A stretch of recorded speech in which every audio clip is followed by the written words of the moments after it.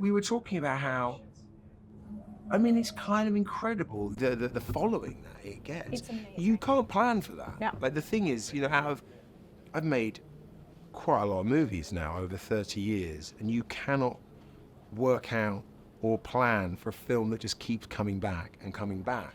And I wouldn't necessarily have guessed it would have been that one. Really? You're just dealing with the daily issues of what do we need to shoot? Is this working? You never know. And then you never know how it's going to be received. And certainly not 20 years later. Yes. I'm talking about The Holiday with Jude Which Law. she's in. With me. I had one line, and we finally meet, and it's so great to meet you for the Skeleton Crew, which is what we're actually here to talk about. Yes, Skeleton Crew. So first of all, I'm so excited about this film, an Amblin-style series. Yeah. This is it's sort of how it's been teased. That's exactly it. So how would you describe it?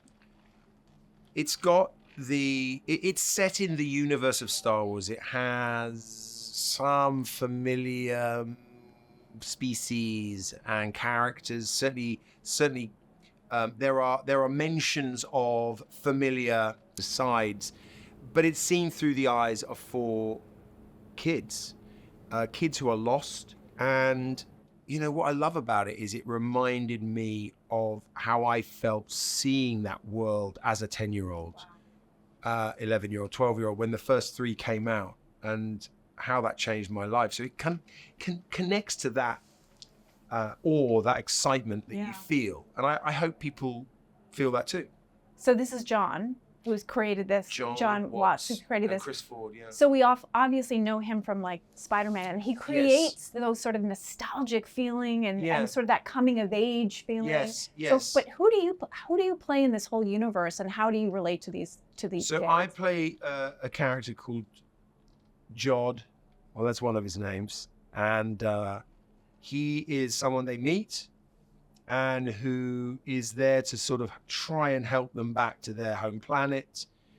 And you never quite know whether he's trustworthy, whether he isn't trustworthy, whether he's with one side or another. You never quite know.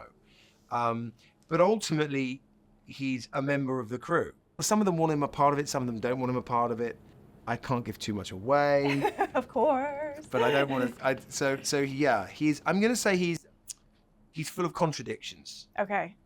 Now, I understand there's a lot of Star Wars Easter eggs in this. Is that the case? Well, there are familiar homages. There are familiar people, familiar faces, and little tweaks here and there that people, I think, will recognize. Okay, and this is set where in the universe?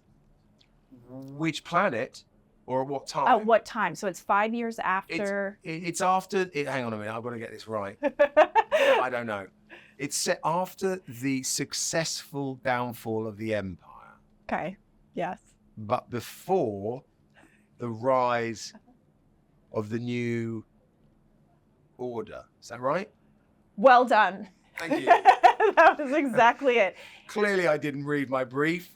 In the same world as The Mandalorian, though. It's like That's in the right. same time in the times. Yeah, it's actually got an official name. It's like the 30-year gap. I think that's right. Right. Yeah. So hover bikes? There are hover bikes. There are hover bikes. Yeah. Wow, this seems very Amblin. I'm getting ET vibes exactly. thinking about That's it. right. That's it. Is it like an homage in a sense? In many ways. Yeah. There's a beautiful backlit moments, very, very Spielbergian. Yeah. Wow, backlighting is always good. I'm sure for an actor too, you appreciate Just got to that. make sure your hair's flat. That's true. Get all the flyaways down. Is it true that you couldn't stop smiling on set? Who said? Is that what someone else has said? That's really funny. Jude was just smiling at me. Well, it's a very joyous environment. First of all, it's a creative environment, which is a happy environment. Yeah. And people were, the children brought such energy and wide-eyed wonderment to everything we did, even scenes of like real drama.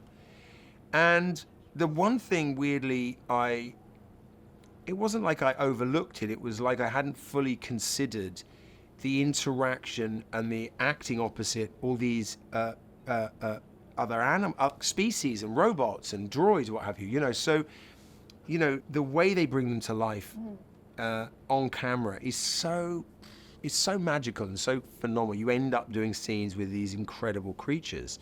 And there's something just, that you stop at one moment and think, am I really doing this? This is extraordinary. I'm in a scene with 8 characters and none of them are human. That is so many shades of awesome. My last question to you, let's talk about the directors. Yes. There's a lot of guest directors. The Daniels. Oh, yeah, so you know about, how many do you know? You know all of them? David Lowery. That's right. Bryce Dallas Howard. That's Lee right. Isaac Chung. Yeah. John Yeah. Watts. I mean, an extraordinary How extraordinary is that group. even possible that I this don't is know. happening? Give me a little, first of all, like the Daniels.